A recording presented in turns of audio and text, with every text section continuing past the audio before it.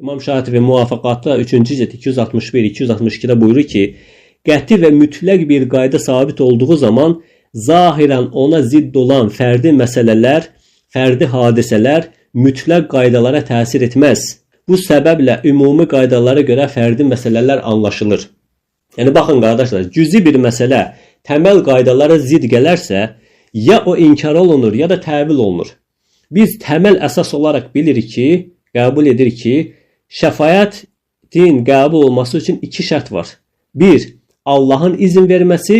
2. Şəfaət edən kəsdən Allahın razı olması. Və o bu dünyada mümkün deyil. Bu dünyada o iki şərt yerinə gəlmədiyi üçün bu oldu mənfi şəfaət. Və biz icma ilə bilirik ki, İbn Teymiyyə rahimehullah, Muhammed ibn Abdülvahhab rahimehullah, İbn Qayyim rahimehullah icma zikr edir ki, şəfaətin iki növü var. Mənfi şəfaət, müsbət şəfaət.